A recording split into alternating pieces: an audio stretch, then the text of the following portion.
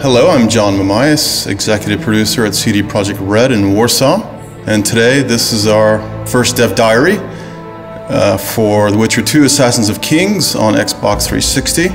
We'll be talking a lot about the new features that are going into the game, and I'll explain a little bit about the fact that the 360 is actually an adaptation from the PC title and not a simple port. What we mean by adaptation is to effectively rebuild the game so that it feels native to the console. We've rewritten the renderer and created a new rendering pipeline so that we can achieve much better performance with the same fidelity as in the PC version. We're also implementing a new intelligent camera system, new controls, a new targeting system, and a more console-friendly user interface. We're also adding significant new content and other features. We took special effort to beef up the game for the Xbox release. We're in this great situation where we already had the game out there and people experienced it, and we have a lot of community feedback, and we want to put all this into this game and make it better. Especially it's very complex story. We want everyone to understand it. That's why we beefed up especially the final chapter of the game. We've put in some additional events, additional sub-quests, so that the story develops in the way we've imagined it like the first time.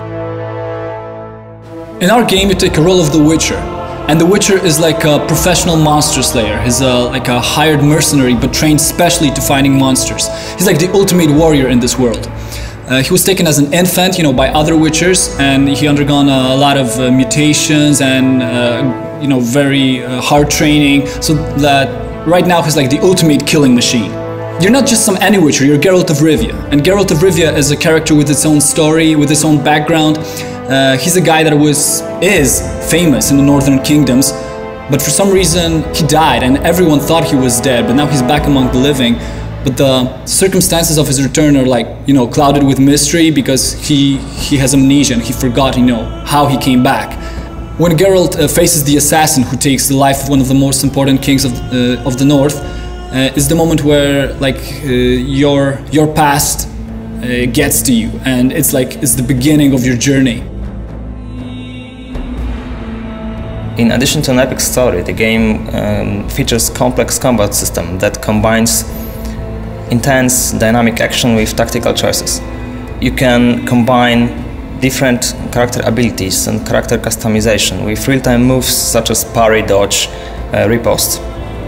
You can also choose from a variety of tactical options. You can use alchemy, traps and bait, you can throw bombs at your opponents, you can use different ranged weapons, you can use magical signs or magic. You can also sneak and deal non-lethal blows, non-lethal attacks to your foes. Since we started to work on adaptation of The Witcher 2 on consoles, we already knew that we had to put a lot of work to make user interface fit more to the gameplay style of the consoles. That's why we gathered a lot of information from our fans from the PC version of the game, and we included this knowledge to our work. We are also including a lot of new improvements, like to give an example, a special, totally new targeting system which allows you to select easily a proper enemy. We want to improve controls in our game in terms of combat and outside of it, because it's really important matter for us to have a game fluid and smooth in those areas. That's why we decided to rewrite whole controls code from scratch, and the same is with camera system. The Witcher 2 runs on our own technology called Red Engine. We decided to develop it because we wanted to achieve unlimited creative and artistic freedom. We wanted to give our designers and artists tools to create the world of Witcher just the way they seen it. The combination of a unique art direction and a powerful engine such as the Red Engine really helps in creating a modifying environment that both looks and feels unique. The Witcher 2 will be one of the best looking titles to come out to Xbox 360. It's important to note that everything we're doing for the Xbox version will also be delivering for the PC version, and there's some important new additions and enhancements that we haven't talked about today that we'll be announcing later in the year.